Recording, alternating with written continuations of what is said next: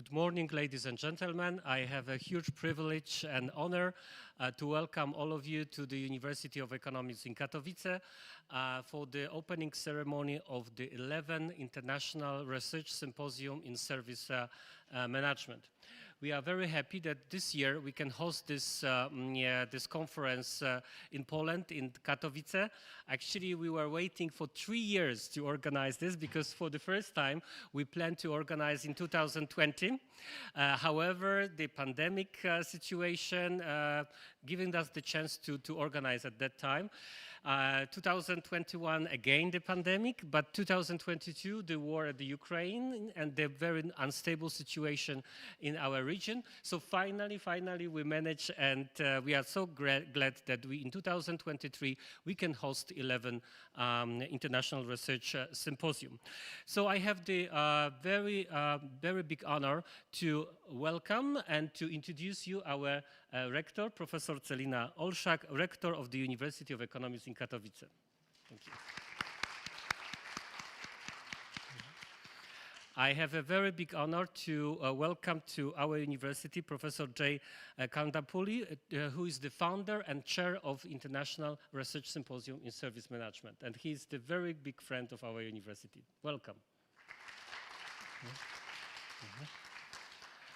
I would like to also welcome very warmly our keynote speaker for today, Professor Tymoteusz Doligalski. He is the head of the e-business unit at Warsaw School of Economics in Poland. Welcome. Soon they will join us Grzegorz Lot, who is the Vice President of Management Board of Polenergia Distribution in Poland, together with Professor Marzena Czarnecka, who is the professor and head of the Energy Transformation Department at our university. They are also the keynote speaker of this morning. So they will join us, I think, at 10 o'clock. I would like to also welcome very warmly our special guest who yesterday delivered to our PhD candidates a special research workshop. Particularly, I would like to welcome John Ball from US. Welcome. Professor Srikant Beldona. I guess he will join us soon. Professor Birion Ketting from Australia, welcome. And Professor Yüksel Ekinci from Great Britain. He will join us soon. Yesterday, he was very, very active. Also, I would like to welcome Krzysztof Michalski, the president of the Aqua. He's one of the sponsors of this conference. So thank you so much. I would like to also welcome Professor Justyna Matysiewicz, Dean of the School of Undergraduate and Graduate Studies. And of course, I would like to welcome all of you, dear participants from different sides of the world. We have, I was counting from 19 countries, different continents. So welcome all of you, and also the students from the high school. So here we're supposed to be soon that you will be students of our university. So we are very glad that we can host you here in Katowice at our university. So actually, I would like to show you just a few facts about Poland and about our university. So there is a short history of this conference. Everything started Mauritius in 2010, and then the conference took place in the different countries, different continents, and finally the 11th conference is taking place in Poland. And when we are in Poland, so few facts about our beautiful country. First of all, we have very rich history. We were established as propagating the Christianity in 1966. So the over 1,000 years of history of this country. We were the first. We had the first constitutions in Europe in 1791, after the first constitution in the world, which was taking place in U.S. So in Europe, there was the first one. We were also the first who fall down the communism in 1989. And then the whole movement in the Central and Eastern Europe start just from Poland. And in 2004, we joined the European Union. So thanks to this, we are the sixth. Thanks to that, Great Britain left the EU. We are the sixth member of the European Union. However, the country is not only the numbers. The country, they are the people. And probably you know the very famous Polish artist, scientist. We can start with Nicolaus Copernicus, who changed everything in geography. Maria Skłodowska-Curie. She was the first Nobel Prize woman, and she was the first person, she got 2 Nobel Prizes in chemistry and physics. Of course, below we can find the Chopin. Well, some people, they think that this was French, not, he was Polish. Then Pope John Paul II, Lech Wałęsa, he was the responsible for the falling down the communism, and Andrzej Wajda, one of the most famous Polish movie director. And also some Poles who are right now the leading ones. So Roman Polanski, the movie directors, he's also Polish. Iga Świątek, she's the tennis player. She's #1 right now in the world tennis. And actually, the last weekend she won Roland Garros in France. Iga Tokarczuk, she's a Nobel Prize in literature. Actually, we are very famous as a Poles of the Nobel Prize in the literature. Both men and women receive it. And of course, Lewandowski, those who is the fan of the football, everybody knows him. So he is the really leader and the top in the world. So, and welcome to Katowice, our city of changes.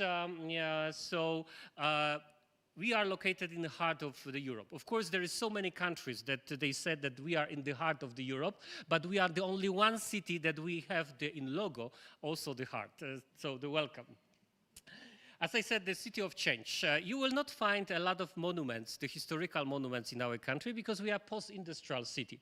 But everything new what we build, we try to find the associations with the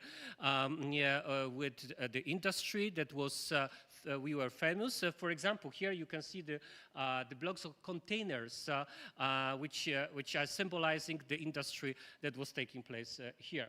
Also, you will find almost everywhere as a landmark, also the coal mine towers. Even we don't have that much coal mines in our region, but still the towers are there. And you, as a participant of the conference this afternoon, you will have a chance to visit the Museum of Silesia, which is on these pictures. And also, you can take the glass lift on the top of this of the tower to see fantastic panorama of our city. Our city is also the city of very impactful events. For example, 2018, we were organizing the COP24. The 2 years ago, we organized the World Urban Forum, also organized by the United Nations.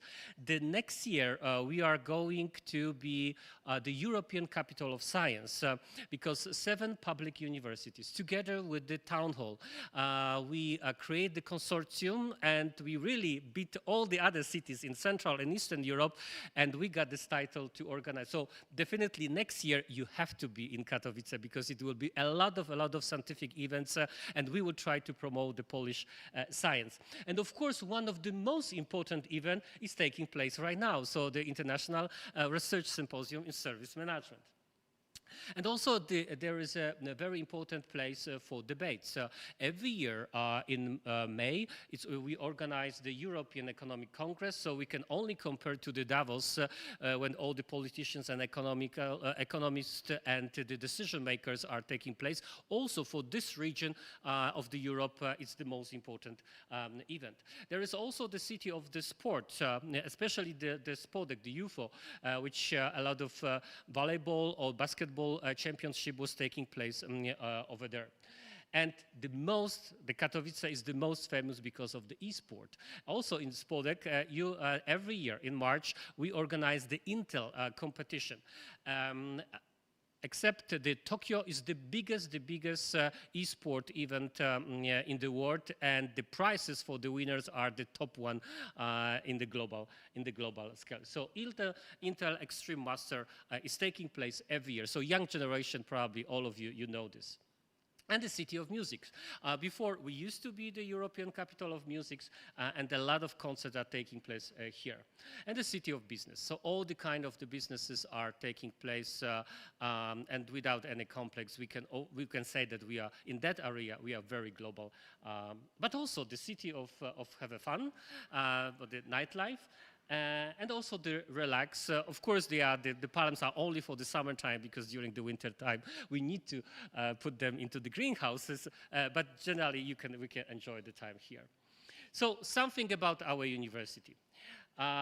We try to combine traditions, or the old traditions, and the new modern approach to the education. So we really focus on the traditions. We are one of the oldest university in the region. We were established before World War II in 1937. So the first lectures took place on January 11 at that year. Some numbers. So we are 86 years old. Our alumni is around 80,000. The graduate students, 85% of employability immediately after the taking job, and almost 100% during the first 6 months after they graduate. Generally, we have around 8,000 students, but when we add the postgraduate student, there is almost 10,000 students, 1,000 employees, both teachers and administration staff. The students, they study at our university. Of course, majority they are from Poland, but around 45 countries. 5 faculties, the Faculty of Economics, Management, Finance, Informatics and Communication, and the Special Economy and Transformation. 19-degree programs in Polish, 8 degrees in English, on both on bachelor and master level. The same, we have the doctoral schools, and when we have the programs in Polish and in English, well, just the 10 students organization, so it means that the really, and almost 35 research club of the students, so the students' life is very, very dynamic. Of course, we are not only focused on education, on teaching students, but also our mission is to change their life, the life of the students, and also the life of our staff. So if you have any passion, we are doing everything that you can develop it. So for example, we have the very, very famous folk dance Team Salesians. So our students, but also our staff is dancing then and promoting Polish culture all over the world. Also, we have very fantastic choir. If you have a good voice, you can always sing there. And also, we have some small gifts for the keynote speaker, which are presenting the records that was done by our choir. And of course, the students, so the business need to be very strong, so you need to have the power to do it. So we have also this sports center that the students then practice sport. And also, they have special sections, and especially in swimming and the volleyball, we are the champion in Poland. So welcome to our university. And right now, I would like to ask our rector to officially open this conference, and then Professor Jay Kamadi, who will tell us a bit more about this conference and what is the main goal of it, right? Thank you very much.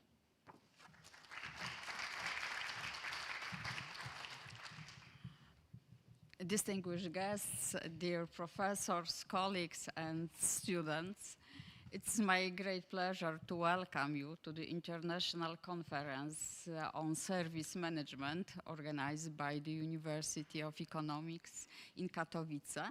I am very pleased with your participation in this event and deeply convinced that the speeches and presentations of our guests will be an opportunity for a fruitful discussion, as well as exchanging new ideas, sharing concerns, and having fun.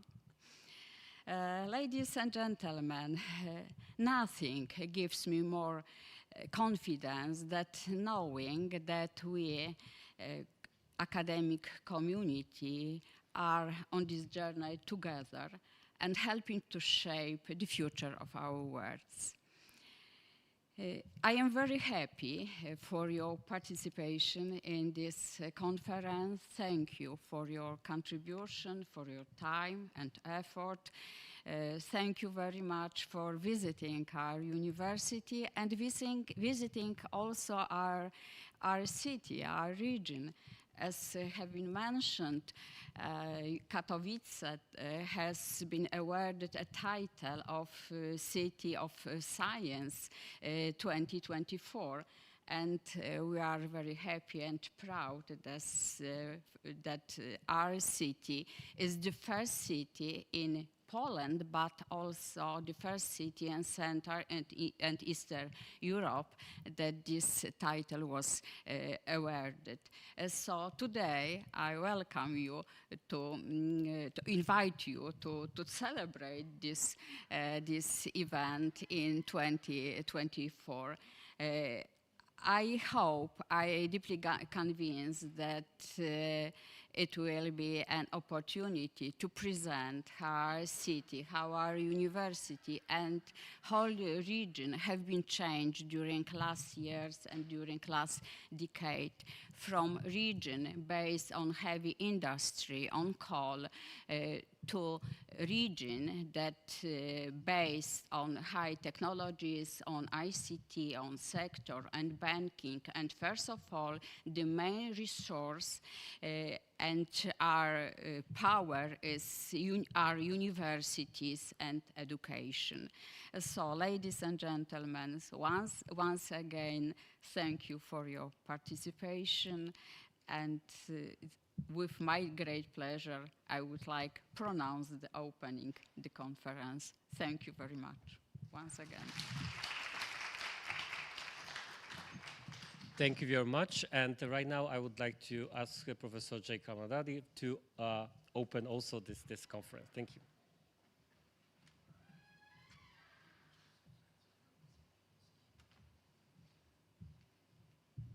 Good morning, and thanks to all of you, and thanks to the rector, thanks to professors, all the invited guests and speakers and students here. It's great pleasure for me to stand here. We have been trying for the last 2 years, as previously mentioned, to be able to come here. And this is unique, an opportunity to bring people together with only one idea, is to helping each other. And that has been successful for last many, many years. Everyone is equal when it comes to knowledge. Knowledge is transparent in our universal mind, where nobody is above anybody. Knowledge is the only thing that we can help to guide others with. It's neither mine nor yours.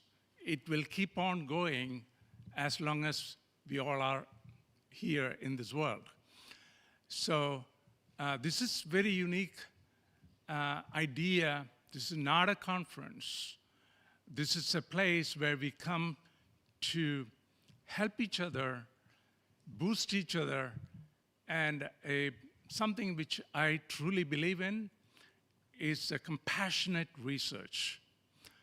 A research where if you have compassion, then you can bring anyone to any height of length that you can think of. So with that simple idea, it was started, or the thought started many years ago, as you have seen in 2009, was the beginning of the process, and the first symposium started in 2010 in Mauritius. And we came all the way to different countries and different places with only one idea. How do we help to motivate, guide, support, and help each other and bring each other to a higher height of knowledge base? Because that's the only thing that, when I was growing up, I was not very fortunate because my father died when I was 9 years old, and my mother was uneducated. So my mother told us, there's the only one thing that you can have to come out of poverty. Education. If you put all your time and effort on education and knowledge, you don't have to worry at all for the rest of your life. And I still remember that. Nothing is more important than knowledge, and therefore give it away to as many number of people as you can to bring them up. And so I challenge all of you, literally all of you, and I don't think any one of you have been in my place. Some of you might, but you know, when we have different type of challenges in life, we find ways to come out of it. And not only that I was poor, but I was unfortunate to be dyslexic. So now you can think about it. A dyslexic young boy who was poor, failed in almost every class that I can think of, to become a professor at Ohio State University. So I tell this story in the first day of my class every single semester, to allow my students to understand that they are no different from me, and I'm no different from them either. We are equal. And if they think that I am different, then that's a downfall. If they believe that we are all equal, God has created all of us equal, gave us all this same opportunity, whether we'll take it or not, that's the only issue. Okay. With that, I once again thank to all of you to this symposium and coming together to help each other. Thank you.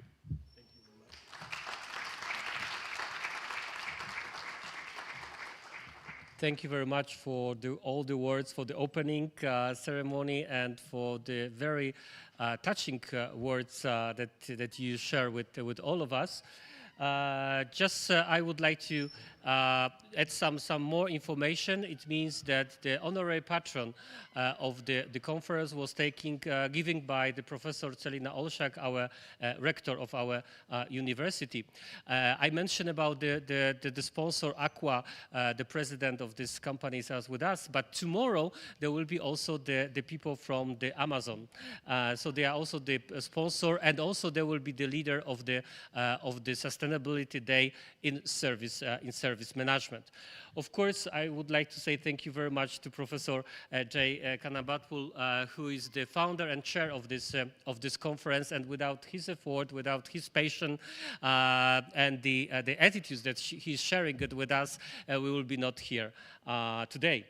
Of course, I would like to give the special thanks to the scientific committee, that the professors from all over the world that were contributing to the previous conference and also to this conference, and help us from the scientific point of view to organize this conference.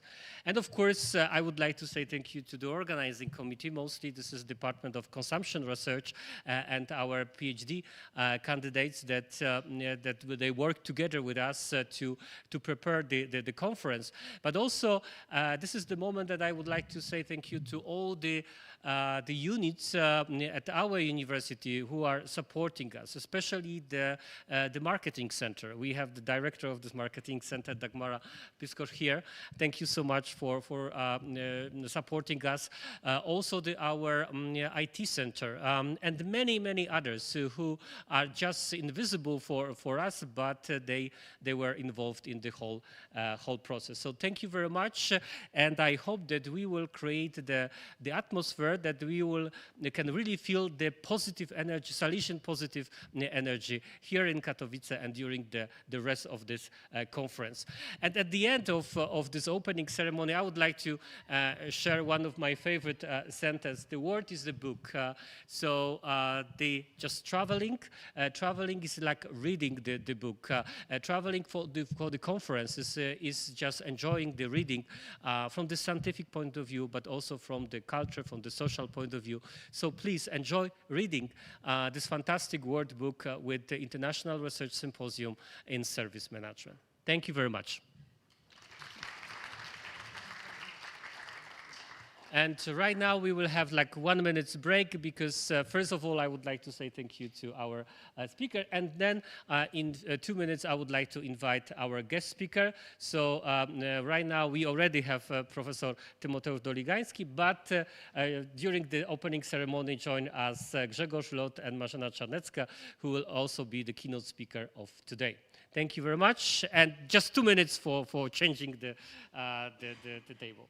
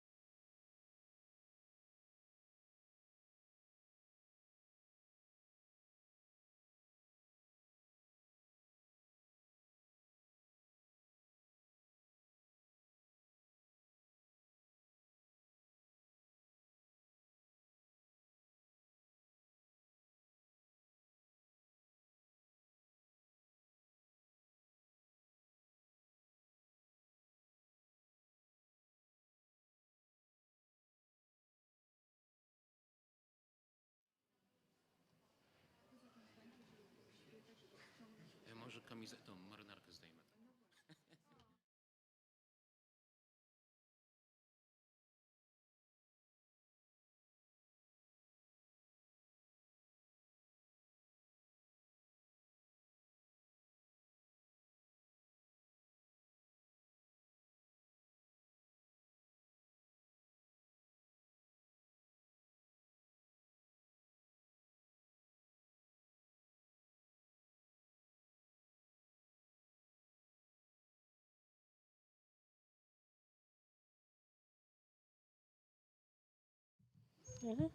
Jedynie co tego, to nie wiem, bo...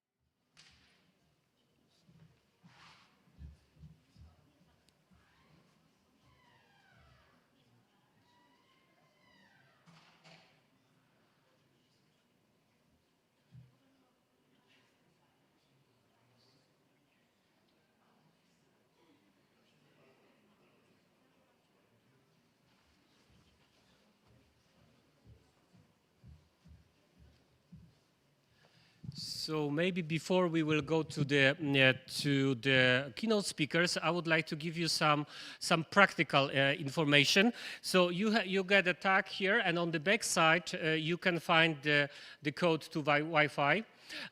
All of you who are from the European Union, you can use the EduRoam.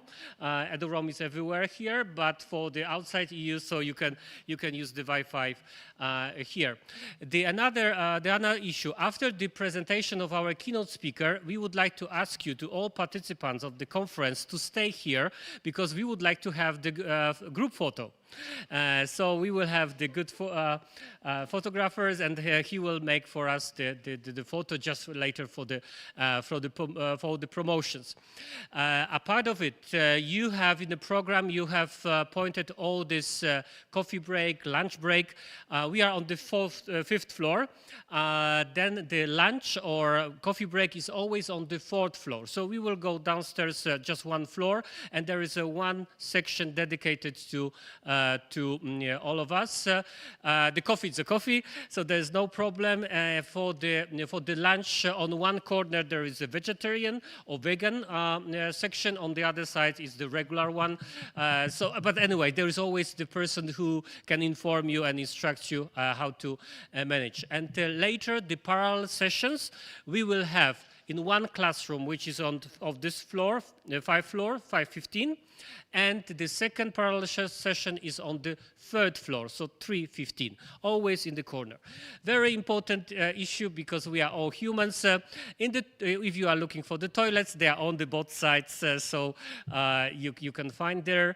And today, after all the session, after all the presentation, because we will finish more or less at 4 p.m., so 10 past 4, we are going to meet downstairs on the second floor when there was a reception, and we will have the walk to the Museum of Silesia.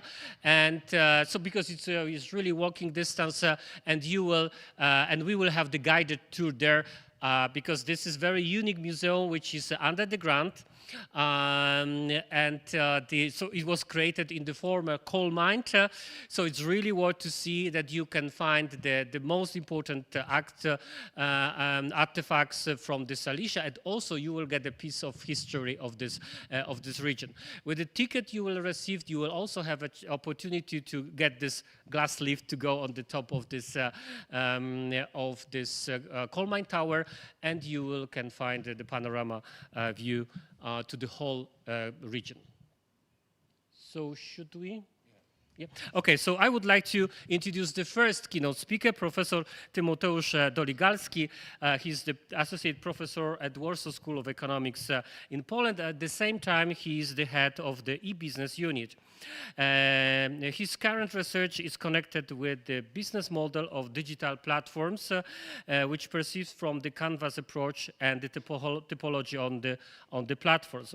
He is author and co-author of many papers in the field of the e-business, and also the books in e-business recently published in very prestigious publishing house. So welcome to our conference, and the floor is yours. Thank you very much. Last year I went to have wine with my colleagues from Warsaw School of Economics, and I asked them a question, after which there was silence. The question was following. What was the most important breakthrough in the science of management in the last 20 years? And two of my colleagues who are more into the management science than I am replied. One of them said it was business model Canvas, and the other one was platform thinking. And my presentation is about these two topics, about platforms which will be perceived from the Canvas perspective. So first of all, let's define the platforms. And there are many definitions in use which make it more difficult for us to understand the idea. The first one, probably the oldest one, comes from the technical science, and the platform is the foundation on which the other companies develop complementary products. So for example, operating system is a platform because other companies develop software which runs under it. Then there is this approach which is used in economics, like in hard economics, not in business, and it relates platform to a network effect.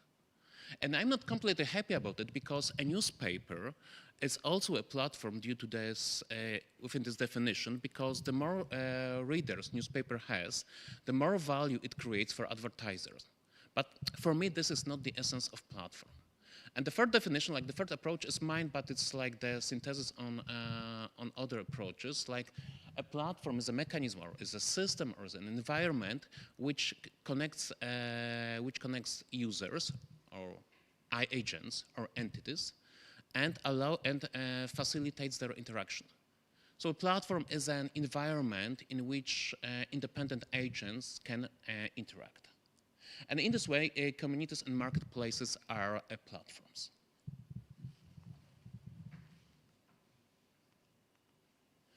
And this is the first approach to platforms which I would like to present to you. This is a typology. So on this slide, I would like to show you how different platforms are. It comes from my research in which I analyzed internet platforms, both multi-sided platforms and communities. And I came up with 4 business models with 4 types, and they are following. The first one is problem community. So this is just a discussion forum. So this is a place where similar people, they discuss, they have a kind of identity, they have a common purpose, they discuss, and they are more or less similar to each other.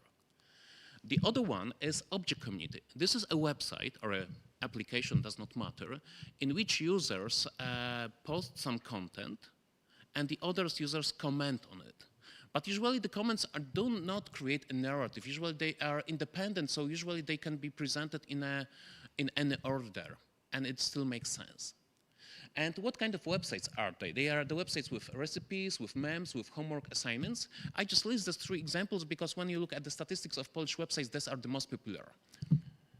And later on, there is an object market. An object market is a website on which users present some objects for which the others show interest, and if the desired interaction happens, this object disappears from the website.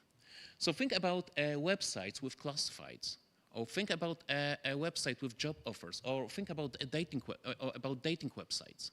So basically, the vacancies or classifieds are presented there. And when the desired interaction, when the desired outcome happens, this certain object disappears from the website. And this is still a marketplace. And another one is like the real marketplace, and it's reputation market. This is a marketplace in which sellers present, offer their products in a continuous way. These products are heavily reviewed by users, and that's why it comes the reputation market. I mean that what this marketplace offer are not the object themselves, but also the reputation and the reviews which was given by the other users. And it shows the scope of of the platforms it uses. Actually, the funny thing is, I mean, not funny for me. It's a sad thing. I mean, it took me 4 years to work on it. I mean, from the start to publish the paper. But the coming question, like the first question, was following: if they are multi-sided platforms, if there are two-sided platforms, I mean, that's on the right side. Are there any one-sided platforms? And I asked this question to many people who are much more into platforms than I am. And this question kind of confused them.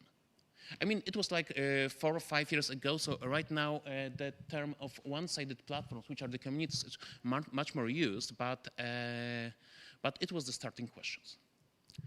Okay, and here I show you the platforms, showing the variety of the platforms. And now I would like to show you what the platforms have in common. And I will use this business model canvas. So this is what you know. This is a concept which was created by Osterwalder and Pinier, and probably this is one of the business concepts that is very popular in business, in academia, and so on. I'm not a big fan of it because this is good. It doesn't show interdependencies. It just shows the elements. So for me, it's like the checking list, which has some visual structure. But I found that this is very useful for example, for prototyping the startups. But also, this is favorably assessed by people who have smaller knowledge in business. So they use it as a checklist, not to forget that there is something like distribution in a company. So I created following. I created following structure for a platform, and it has following elements. So they are two sides. They are two groups of customers on left and the right side. I call them object makers. So they are the creators, they are the sellers, they are the providers. So these are the entities that provide object to the platform. And on the right side, you have object takers. So they are the consumers, they are the recipients. Surely both groups receive the value for them. So there are the value for object makers and the value for object takers. But in the core of the platforms, there are objects. So by object, I understand the offer, the content for which the users come to the platform. This is also matchmaking mechanism. So there is this market mechanism, which is usually created by the platform, and it's very different. I mean, it varies from platform to platform. There is a reputation system on many platforms, not at all, because usually dating websites or LinkedIn or Facebook does not have a reputation system. These are some institutions and interventions on the platform which keep the platform operating as it should be, at least in theory. And there is value capture. So this is the last very controversial issue. I mean, this is the way in which the platform makes money or grabs the benefits which it should, or maybe it should not, but this is open to discussion. And right now I will discuss these elements with you. So what is the diversity of a platform's customer? On the left side, you have a situation, and this is typical for this discussion groups, discussion forums, in which the users are homogeneous. They are more or less the same. So basically, they have the common, they have the identity, they have common properties, the same properties, they have the same purpose, and so on. And this group is homogeneous. Let's think about the forums of a classmate. So we have like this 30 classmates which discuss their homeworks and other issues, and they are similar to each other. On the right side, you have two distinct customer groups or user groups. And think about such example as Amazon.com, where you have sellers and buyers. Think about Booking.com, where you have hotels and tourists. And usually these two groups are completely different. They don't mix. These roles are stable. And in the middle, you have a situation in which users may serve different roles. Think about a C2C commerce platforms on which you can buy or sell used bike. And within a certain transaction, you can once be seller, and for the other transaction, you can be a buyer. And on the left side, there is a one-sided network effect, or a direct network effect, or internal network effect. On the right side, you have this external or two-sided network effect. What I miss in slides right now is this third kind of network effect, which is kind of two-sided, but is contextual. I mean, this is mentioned in different papers, but it's not like established research as the extreme twos. Okay, and what are the values for both sides of both groups of customers? So let's remember that the value for the customer are the benefits which the customer gets minus the costs. And when it comes to buyers, so they receive both network values and non-network values, which are called sometimes stand-up values or stationary values. And the network values, these are the values which originate from the network of customers.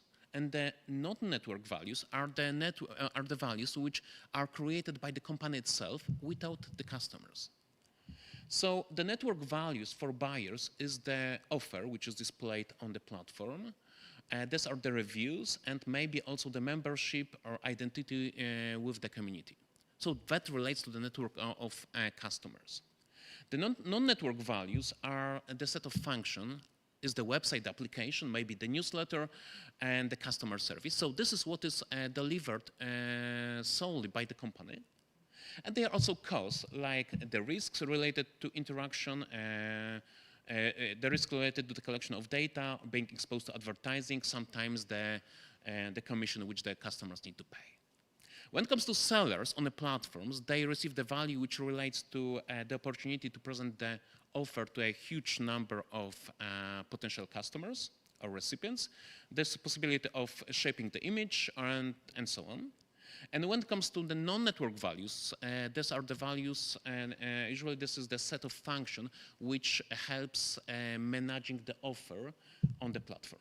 Surely the sellers need to pay the commission, this most often. Sometimes they need to pay, they need to incur costs for joining the platforms. So for example, they need to invest in integration, they need to invest in creating a certain reputation. But what is also important, their cost is the dependence on the platform. So basically, very often they are not able to leave the platform quickly because they become dependent on it, which I explained later on. And now objects. And now objects are the items which are displayed on the platforms. And they are different. They are memes, recipes, user profiles, description of services and goods. Maybe I should start with that. Software, user profiles, and so on. They are mentioned, and so on. So basically, this is the offer of the platforms. And they are different. Some of them disappear fast. For example, the announcements or the job offers or the profiles of on dating websites, they disappear, let's say, after the marriage. And some of the objects are losing their relevance fast. So think about entries on Facebook. But some of the objects are like long-term objects. They are the offers of the products which are offered on continuous basis. They can be like timeless, let's say timeless resources like recipes, book reviews, health tips, and maybe sometimes they can give you benefits in long term, so they are it's sort of similar to perpetual annuity. And usually it is said that platforms, they compete with the economies of scope, so with the variety of objects presented there, and this is true. But think about it that they also compete with economies of scale, so in depth of offers. So the more offers they have, the more competitive they are, then the prices is a bit lower and so on. So I would say it's the platform itself competes with both economies of scale and economies of scope. However, they also like these economies, like some of the offers are of poor quality, and that's why this gray area is listed there. And now we come to the most important topic here, and I sort of like relate to or continue this narrative of Rektor Smyczek, who started showing Polish Nobel Prize winners. Leonid Hurwicz was a Polish Jew who left Poland, fortunately for him, before the Second War. And he left for UK, then he continued in US, and there he got a Nobel Prize for market design. Mechanism design. So this is this stream in economics in which is about designing an effective market mechanism. And basically this kind of research is full of maths and so on. I do the opposite. I usually use adjectives, not equations, but I refer to it because the same happens on platforms right now. Like different platforms have different mechanism designs. And this is what I want to show you on the next slides, because I think this is one of the most interesting things about platforms. So here we have two dimensions of mechanism design. The first one is algorithmic matchmaking. So it means that the platforms select some objects and increases their visibility, exposure on the platform, and it's done by algorithms. And the second dimension is this availability of objects. So on certain platforms, all objects are available to everyone. You can browse them, you can search them, you can view them, but it's not always the case. So basically, we have four options. So let's start with Uber and eHarmony. So oh no, let's say with Amazon and Allegro. Allegro is a Polish Amazon in simple terms. So basically, these are the commerce platforms in which everyone can watch, filter, can view any objects. And they are available to everyone. And there is huge algorithmic matchmaking. Then there is the platforms which is also open to everyone usually, I mean, which does not restrict objects, but usually without algorithmic matchmakings are the discussion forums. And then Uber and Harmony, this is a situation in which users, in which objects are selected by algorithm, but users cannot watch anyone. And the last one is fixed. And I will show, and there's the third dimension. So the third dimension is paid exhibition of objects. So the sellers, they pay for exposure of their objects. And here I would like to show you the examples. So what you see here is OLX. So this is a website which is in a few countries, and in Poland they are popular C2C e-commerce. So if you want to buy a used bike, you go there, and the objects are presented in a chronological order. So basically, there is not like objects are available to everyone, and this algorithmic matchmaking is low. So this website is easily to browse, and you can see all of the objects. And here is Amazon.com. So when you go on a website, on the Amazon.com website, and you want to buy a book, you probably see this on the left. So you can buy the book from Amazon.com, you pay $18, or you may buy a used books for $12 from another seller, which is available on Amazon.com website. And this is fine. But what is interesting, if you look deeper into the website, then you will find that there are other offers.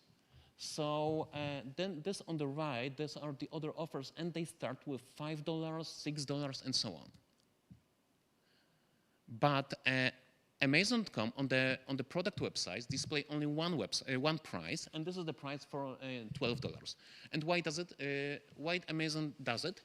It is called Amazon Buy Box. So this is the algorithm which chooses one offer, and which is like the focal offer on the website. It takes into considerations different dimensions, for example, the price, the seller's credibility, the reviews, how fast the seller reacts to buyers' questions, and so on. And the same is performed on Polish Allegro. So basically, this is a way in which the platform chooses or expose one of the offers which is selected by algorithm. And my conspiracy theory is following that it also takes into consideration the price. Look, if the price $6 would be displayed there, then less people would buy a new book for $18 than like when and now that's why the difference is smaller. But this is they are just my speculations. And this is Uber, the company you know well. But think, like all of us treat Uber as a platform, probably, but think that we as passengers, we are not able to choose the driver. So this is not like a dating website that we do something like a beauty contest of the drivers and we choose the one that fits our expectations the best. The driver is somehow chosen by the company and we cannot choose it, we cannot accept it and so on. So this is a platform in which we as users, buyers, we are not able to select our provider. And the same happens, I said too much. I wouldn't say the same happens on dating websites, but that would be absurd. But these dating websites work like this: that you received only a few profiles and a few candidates of people a few people that you can contact. So you are not able to browse all of the profiles. You received a few profiles daily. And they claim that they have a high success rate, like many marriages. But for us as business people or economists, what is important, they have high price. So people go there for this narrow selection. Maybe with narrow selection, this market works better than with wider selection. And this is this Fixly is a website. This is in a few countries. I'm not sure whether you know it, in which you can find a plumber, you can find a painter, and so on. And I was surprised how it works. Like you go on the website and you, for example, select that you want your apartment to be painted, and then you select different properties of it, like location and so on, and eventually you are not able to browse the service people. Your message is sent to the providers, and they contact you. So it's the opposite. And which is more interesting, they have profiles. They are rated on this website, and these profiles are available to you when you look from Google search. So not from the major website homepage, but from Google search. Yes.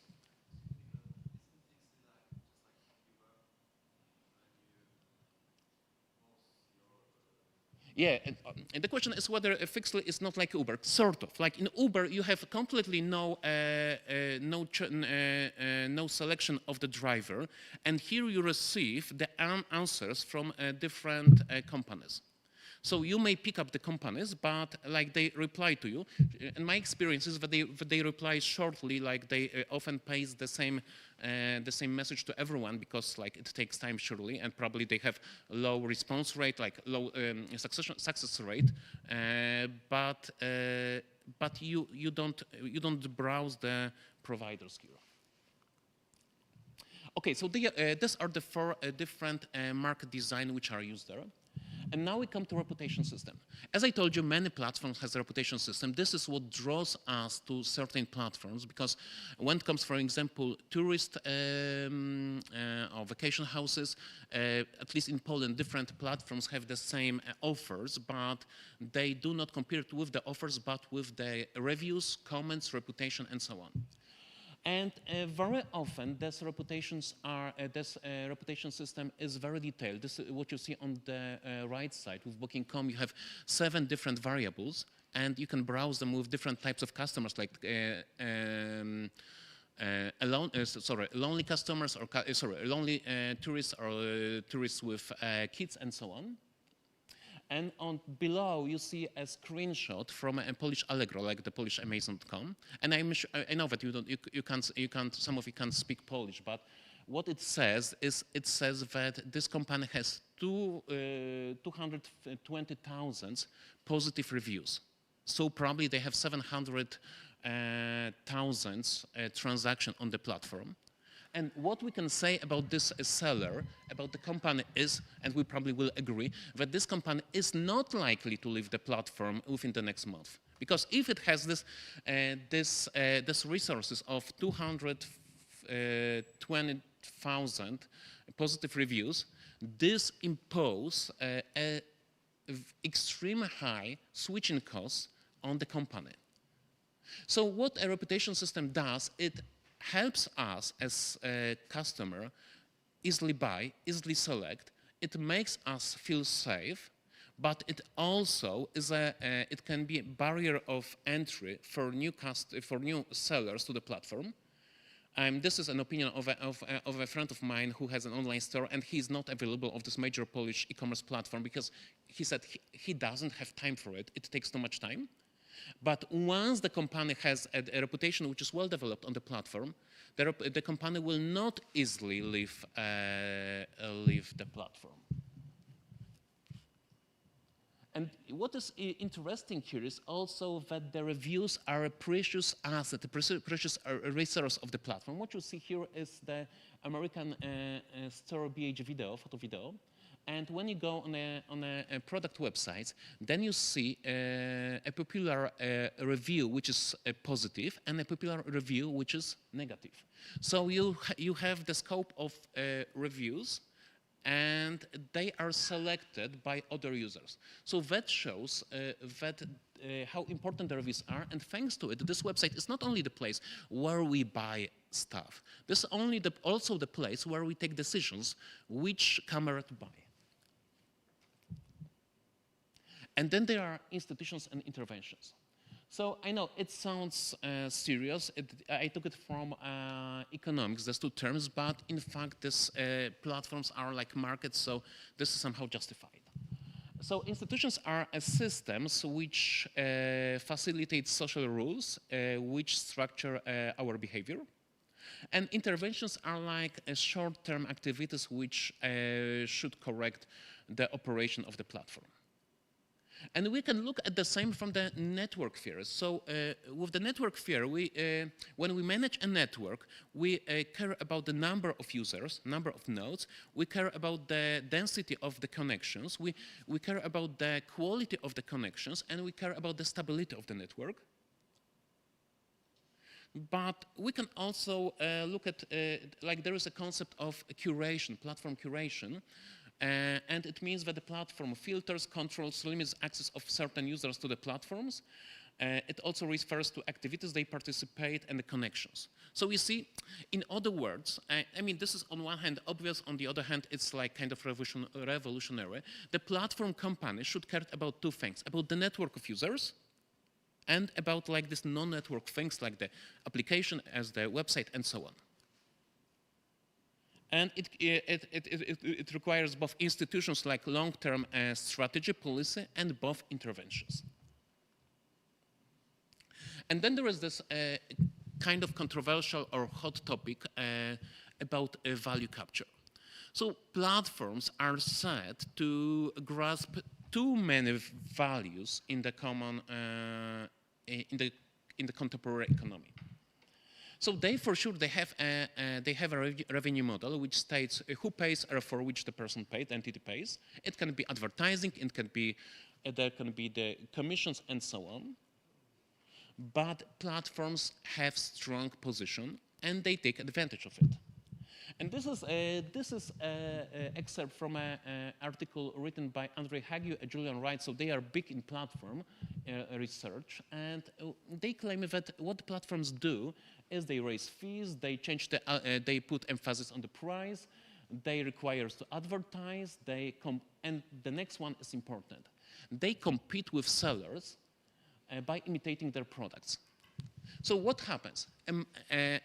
A platform is a marketplace, so the major customer of the platforms are the providers, are the sellers. And that should be the end of the story, but it's not. Why? Because the platforms, they start selling their own products. And I will show you the examples. So I first read it in the article from 2015 in Harvard Business Review, in which a seller on Amazon.com, he complained about the company that it also acts as a seller and it has bigger rights than the regular sellers. And the Amazon.com has its own sort of products, like these are these two brands. But the same happens on a Polish food ordering and delivery platform. So, you know, Uber Eats and this Pyszne.pl works the same. And what Pyszne.pl has in contracts is that they are able to set up virtual restaurants.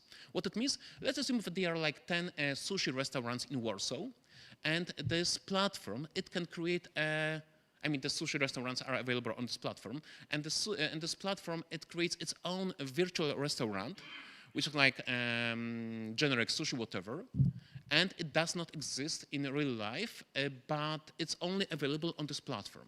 So when a user buys from this virtual restaurant, another restaurants will create this dish and so on, but this restaurant will get less money for it. And this is unfair. Why? Because the platform acts in two roles. The one role is to create the environment in which the buyers can buy from sellers and so on. And the second role is it also starts competing with its sellers.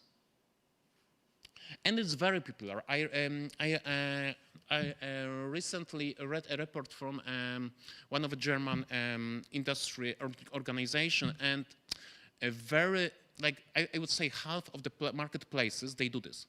I mean, the marketplaces which offer like, which you can buy from now, it's not like the announcement, because when they're just announcement, they don't do this, but often they do this. But on the other hand, we need to remember that some of these marketplaces are the former sellers, which became marketplaces. So for example, Amazon is the case. First, it was an online store, now it's a marketplace. There's some German examples. In Poland, this is MP.com or Morele.net, which acts the same. So I would say that the trends are the same in different countries.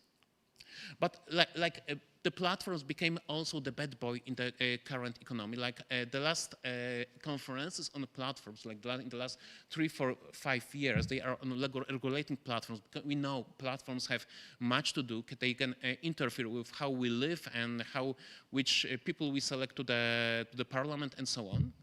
But let's remember that the same, I mean, not about the politicians, but when it comes to similar products, happen in traditional distribution chain. What you see here are the offers from Polish Lidl, so a major Polish discount chain. I mean, the other one, Biedronka, does the same. So on the left side, you have original products. On the right side, you have similar products, like their own brands. And you see the price difference is favorable, and they claim that you have the choice. So they say you will be an idiot if you select a more expensive product. So the same happens in a traditional distribution chain. However, these are the platforms which are to blame. I mean, surely they are to blame for many things and so on. But we should also have this in mind. And the last slide is following. So I would like to refer to the topic of this conference, of this symposium. So do platforms contribute to the disruption? Yes, they do. I mean, yes, they did. They did change how we operate, how we buy, how companies sell, how markets look like. And I would say that they have done the disruption in the last 25 years. And surely the disruption will continue, but they have already done their jobs. They have changed the markets, they have changed the expectation, they have changed the matrices which matter, and so on. Do platforms contribute to sustainability? And now you can laugh, but this is more complicated.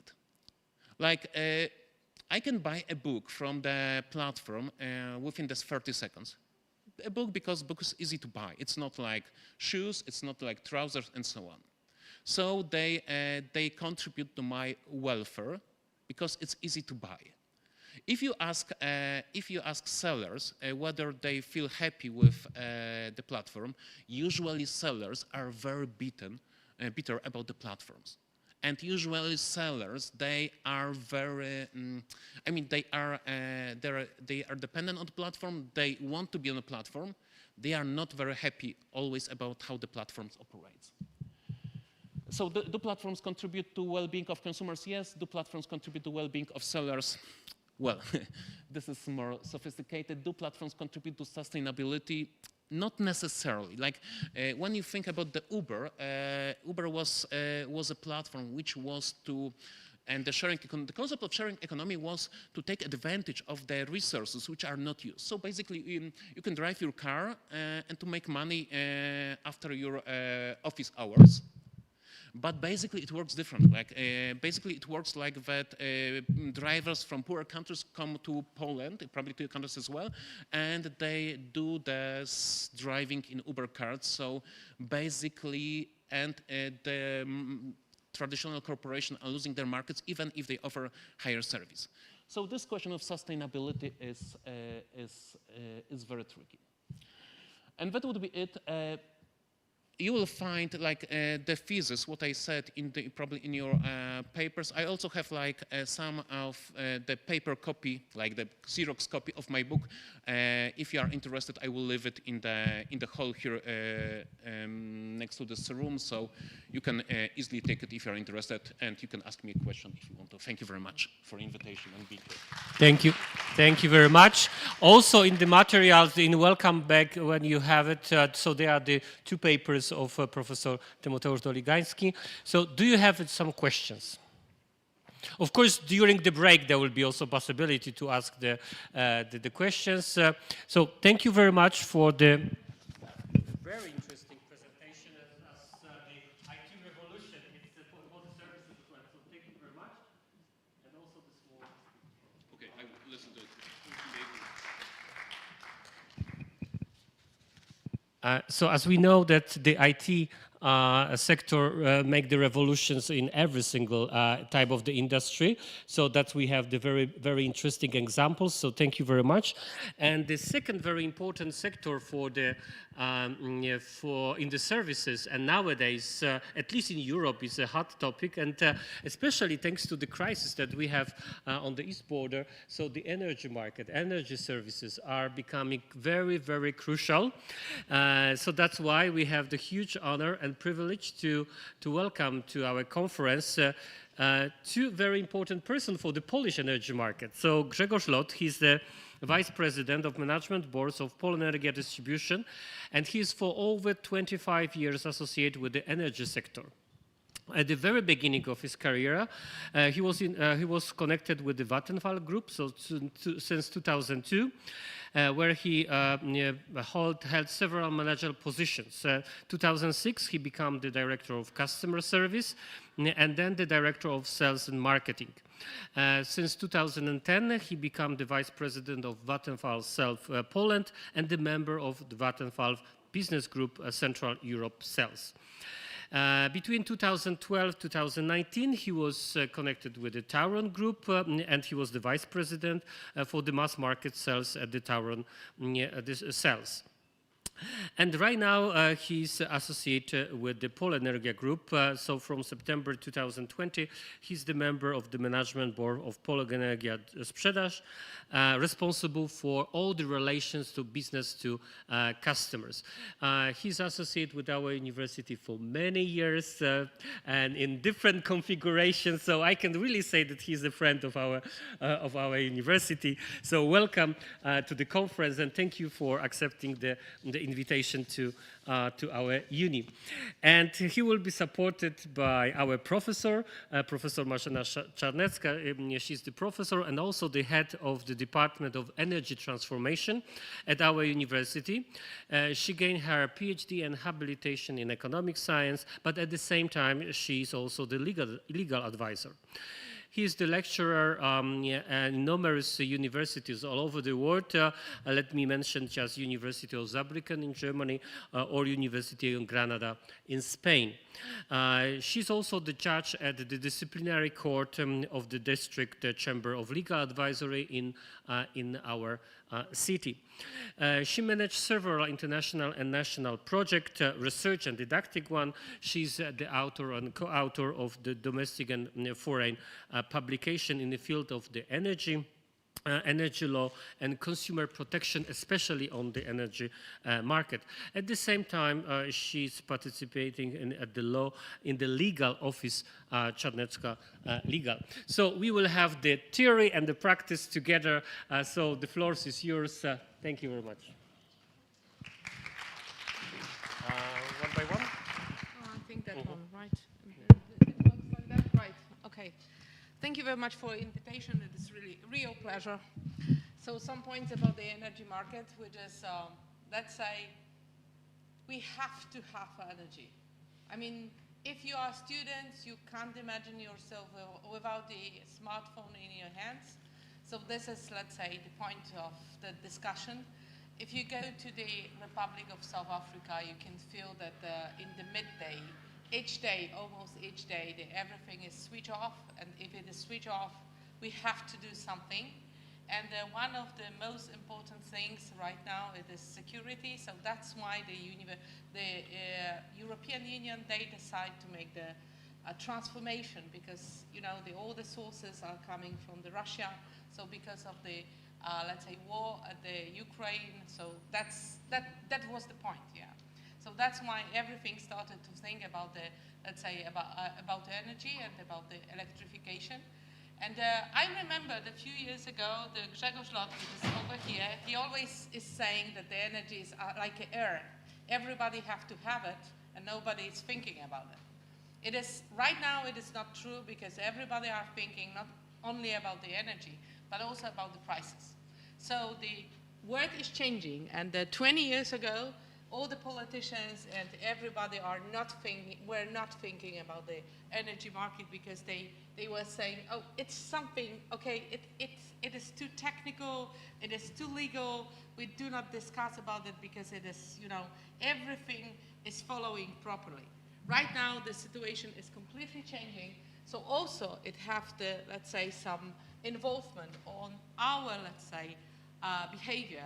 And except let's say, the world is changing, the behavior of the consumers are changing, and the law is changing. So we can't forget about, let's say, all those, let's say, tips which have to be combined in this energy market.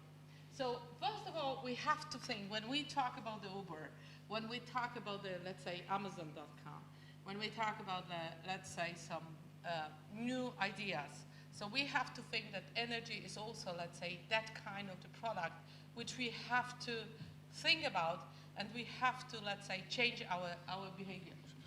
So, yeah, sure. Okay, transmission all over the world.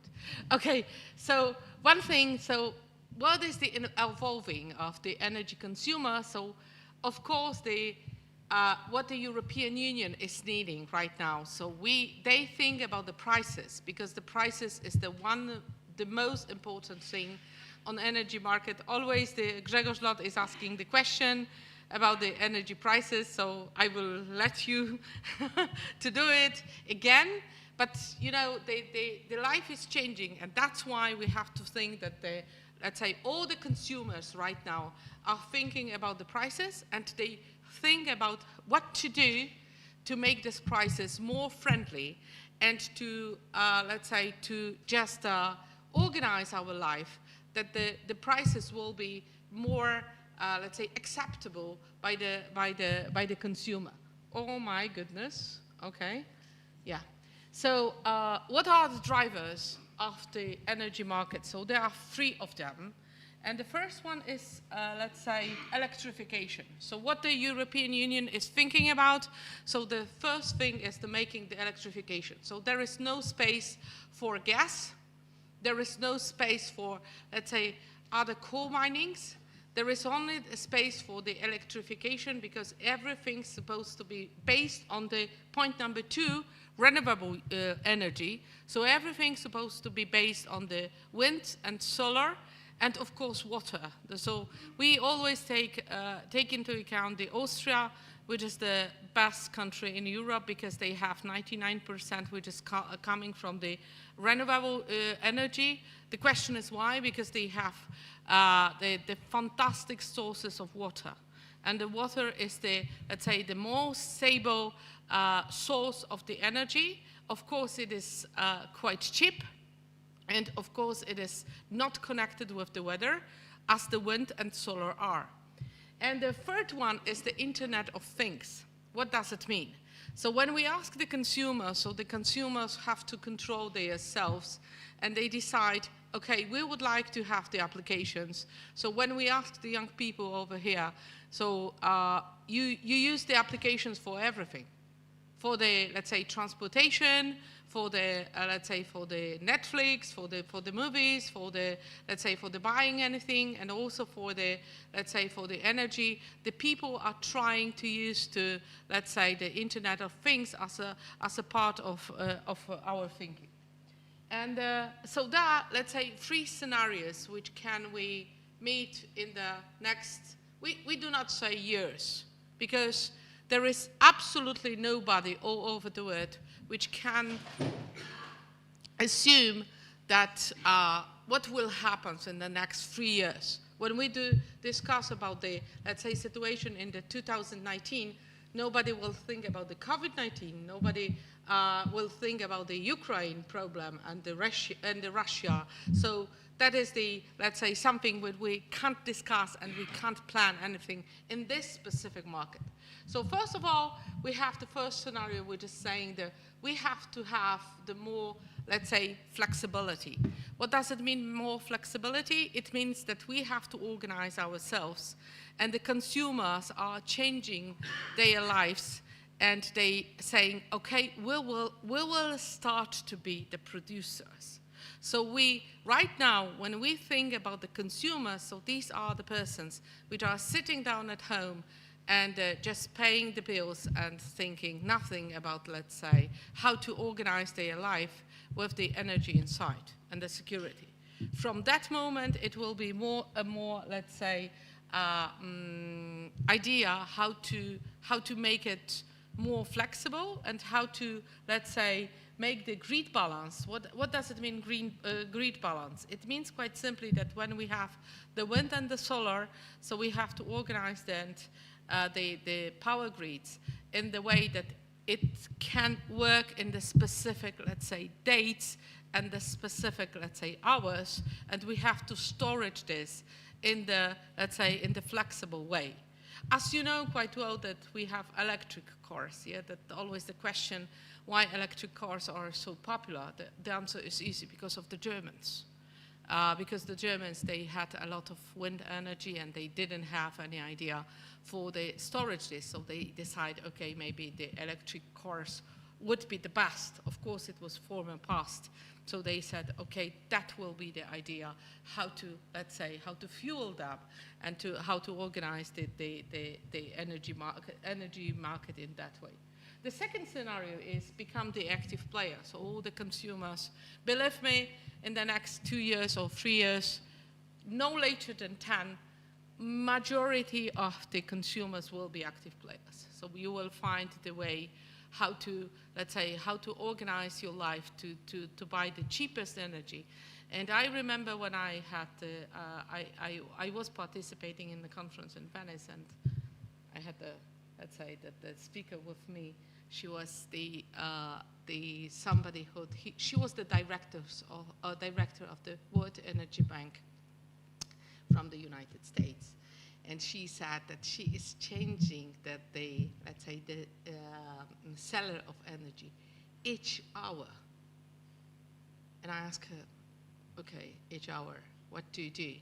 And she said, okay, I have some savings. Of course, she was the Jewish, so it was the, let's say, the understandable that she wanted to have more savings than let's say, than it was possible to have only one seller. And she was making this at the switching each, let's say, hour. It was the, let's say, 10 years ago. Right now, everybody in Europe, I think that we will play this, let's say, that the active player, because right now the consumers are mainly passive, but it will change, right? And the first scenario is the new market structure and the new stakeholders.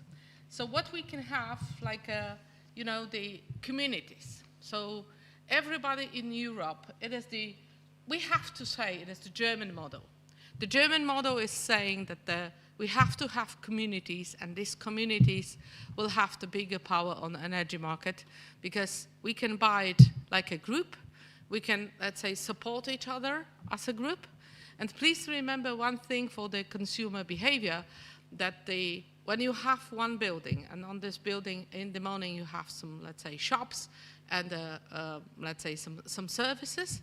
But the second step is that in the evenings, the people are coming back at home, so they use the energy which is produced and which is bought by this community. So the community is changing, let's say, the different persons. So the services is, let's say, that the market is changing, and the new market will have the new ideas for the, let's say, for the creation, the new possibilities for the consumers. And of course, what is the most interesting? So European Union is knowing about it, and they push all the countries to organize the law in that way that we have to push the consumers to organize themselves in the communities. And when they will be in the community, so they will have, let's say, the better service from the energy companies. And so what is the, let's say, the current status right now? So consumer consumption, energy consumption profile, and the habits, let's say, and the premises and options are changing right now, yeah? The second one is the, let's say, of course, everybody are going into the smart devices, and everybody are going into the, let's say, that to organize themselves for the buying and the selling energy, by the way, because it could be the situation that we will have more energy and we will sell it. By the way, I will give you the fantastic example with this Flandre, the Belgium part and the Netherlands and the French one, which is having the same, let's say, that the local energy policy on this territory. And what they have the social policy, and they do not give the money for the poor people. They are giving them the special solar panels, and they are saying, if you save more, you will sell it, and if you will sell it, so you will have money for other things, yeah? So it is, let's say, combination between the education and, let's say, providing the new ideas. The third one is let's say, the consumer interest of our different, in the different systems. Of course, it is also connected with the energy services. More about that will say the Grzegorz Lot. And the consumer's reaction are, let's say, connected with their behavior. You have to remember that what the consumers are more interested in, it is prices.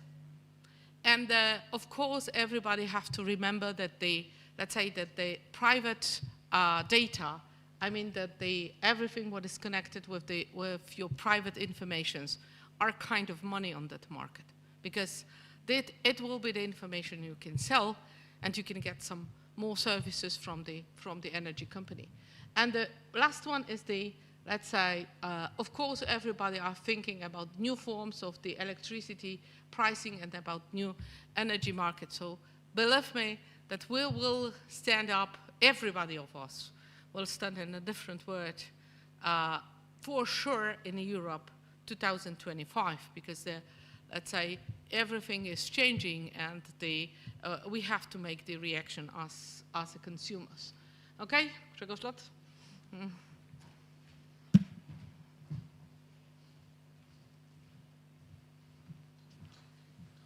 Hello. I don't want to kill you. Probably we are run out of time. About the service, I'm not the teacher. I'm not the scientist. I'm just a pure sales guy.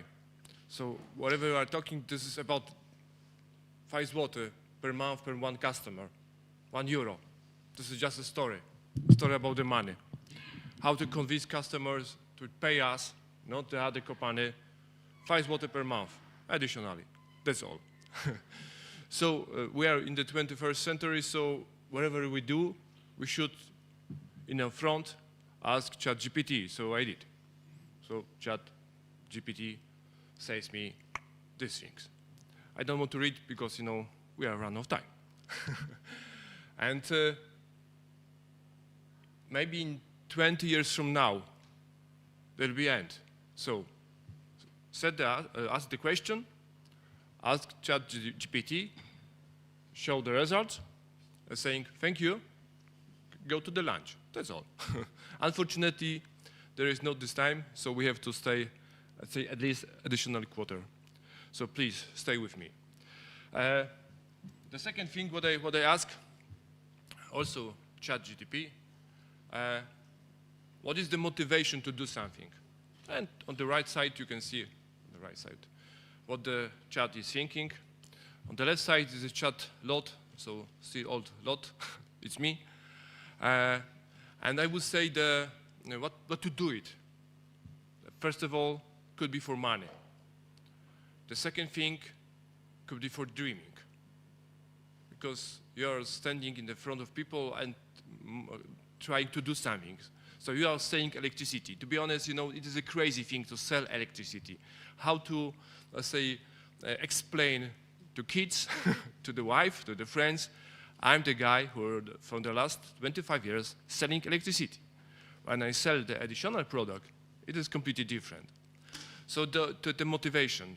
The motivation is also depends on the who you are. Sorry, are you a farmer? So when I was the head of the sales and I having 5 million customers, so I was the farmer. So my target was to just farm, make the customer loyal, and convince them to €1 per month for me. So you can explain, you can calculate easily what is the scale of money. Now I'm the hunter, because it is a startup. We set up this company. We are hunting new customers, gaining the customers from the different companies. So this is a different story. So wherever you are, whatever you do, so you can use the same tools, but differently. I'm speeding, sorry. Make money on the electricity selling, it is not easy. So 70% of the customers, they consume very little portion of electricity. So it's below 2 megawatt hours. This is nothing. So without additional services, additional money, so we call it a fixed fee, what the customers hated, you can't make the, let's say, regular profit, so there's no chance to survive on the market from the economical point of view. So the crucial for the B2C segment is the fixed fee. This is 5 zloty. I'm still having it. It's very important in my life. We are talking with Marzena. She's a great professor. She's doing a lot of interviews, writing lots of materials, and she showed me the last results of the last survey, what customer needs, what customers hates, and I confirm with my say information from the 15 years ago, there is the same. What is the most important? Price. What do you hate? Fixed fee. What do you hate? DSO regulations. So whatever we do, we are on the same level, and you have to say this is the same dance. So different music, but the dance is the same. So maybe it's too easily. Sorry for that, but you know, I would say the target is not kill you by the time.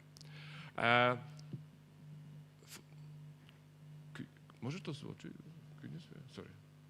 Sorry. And the sales guy or customers always call, so I have to be on the time to say to do good thing for my customers. Whatever I do. The model of the electricity for the last, let's say, 50 years was like this. Just the models. The customer came to us and asked, okay, what do you want? Corridor, no corridor, flexibility, and you know, this was just an easy calculation. Buy all the electricity on the whole market, calculate the risk, and offer customers. That's all. Just easy or not easy. You know, there's a lot of specialists, clever people who can do it. Now the market is completely different, so it's not easy, not only just calculate the risk, calculate the profile of the customers, but you know, what is important, what you sir told also, just create the business model. So the most important, let's say, assumption is that just the mass market, standard model, medium, a little bit sophisticated, and for the huge customer, say, dedicated, very complicated model. So whatever we do, whatever I do with my customers, I think there's a lot of companies do the same, is just a start from the model. What do you want to sell, whom, and how? And also, what is the important, I give some example, what is the core business? So the one step from for the core business, so when I'm selling electricity, so this is I'm successful. When I do one step from my core business, So probability of the success is the 37%. When you do next step, is only 22. When you say do the third step, you can see this is only 10% of the probability of the success. So when you have the product and you sell this product to the different segment of customers, high probability of the success. On the same market, when you have the new product for the new customers on the next markets, so this is only 10% of probability of the success. So this is very important. What kind of the product as the additional service you're launching to your offer?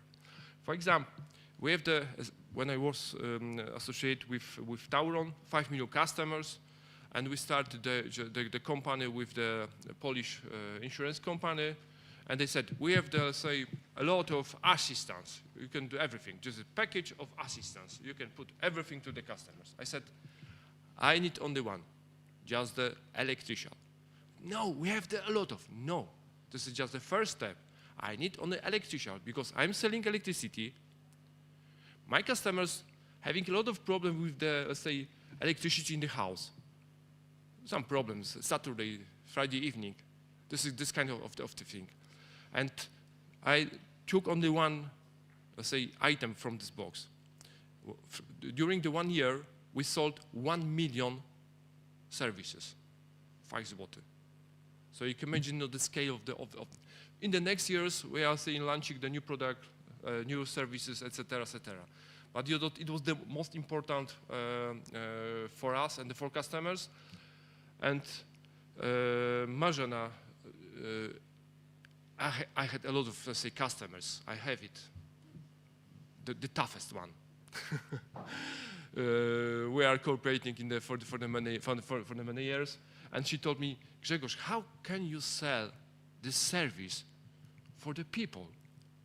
Because normally they can pay lower prices.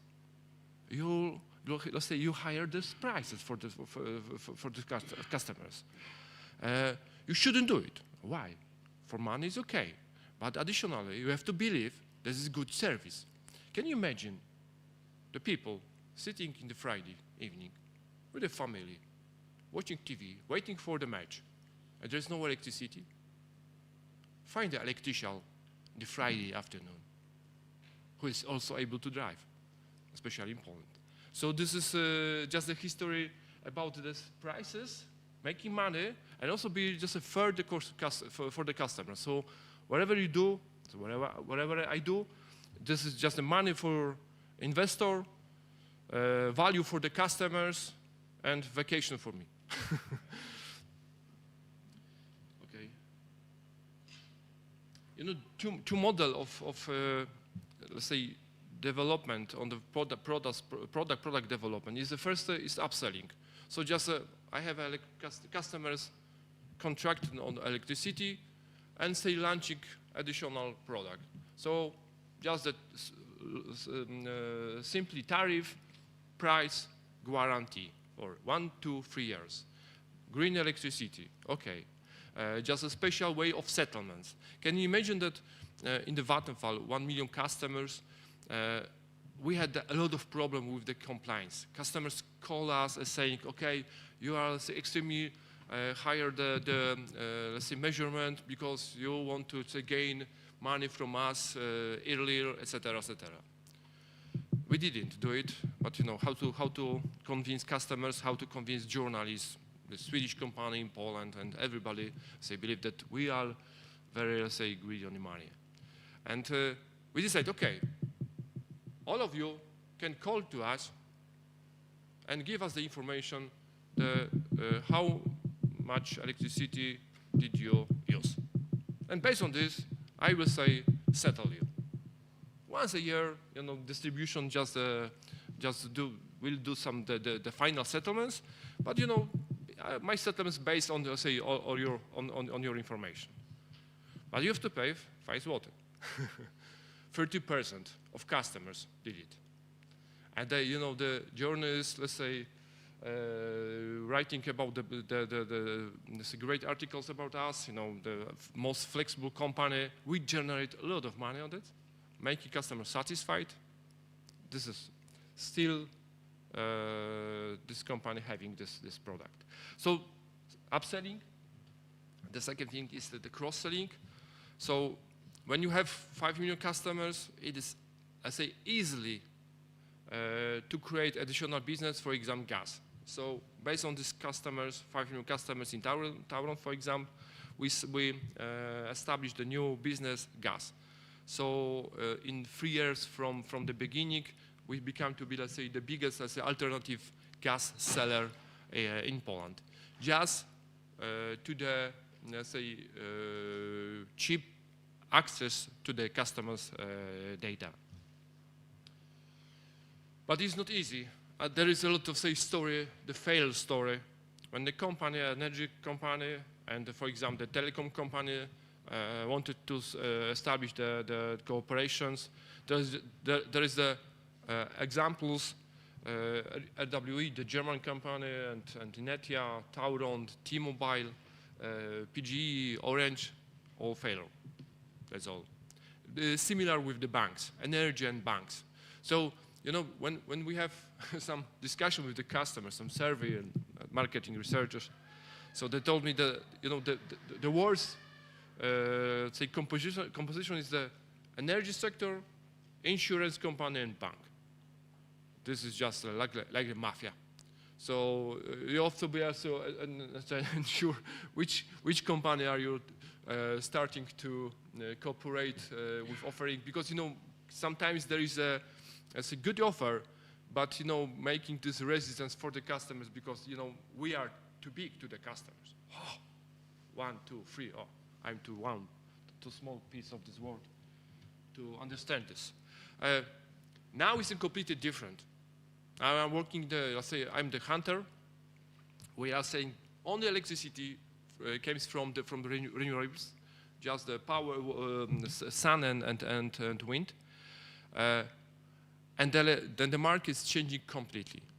So you can see the graph, how was in the past. It was just the normal prices. It was the boring business, lazy stuff. Now the price is changing each month, each hour. So there is not just the discussion about the only business model, price settlements, but, you know, the most important is the how and when buy electricity from the market, and also how to sell to customers. So, you know, the market will, let's say, change rapidly in the next years, because there will be the huge differences between the different hour in the day and also in the month during the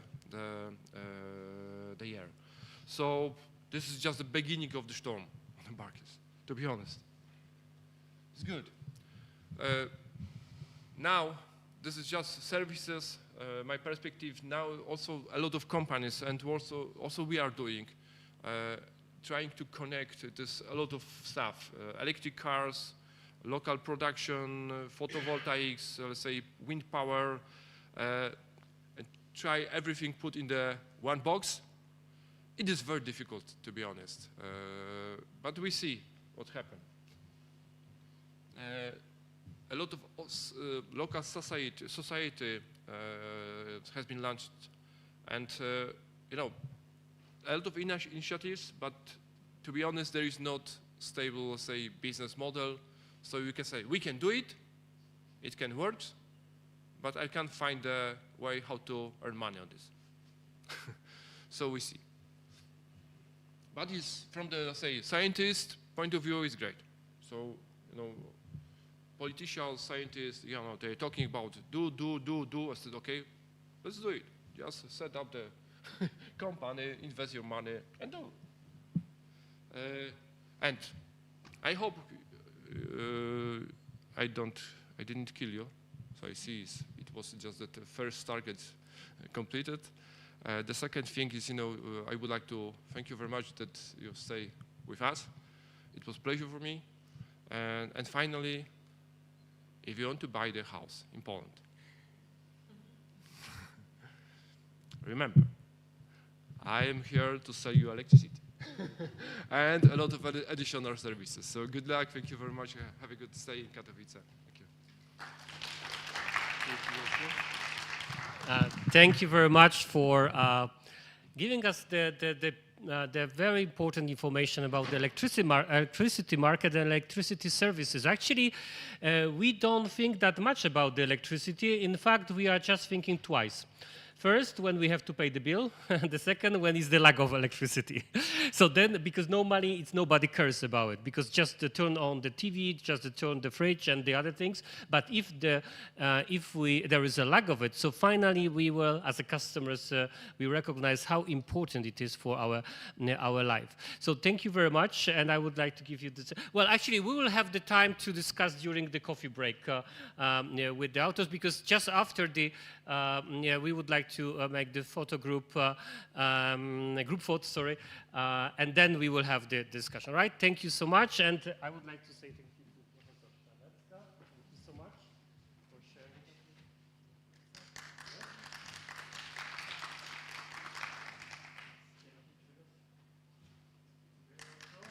And of course, the small gift, some typical Salesian chocolate fastest record from our area. Okay, thank you. All right, so we can say that the panels, the keynote speaker session, it's over. Right now, we would like to have the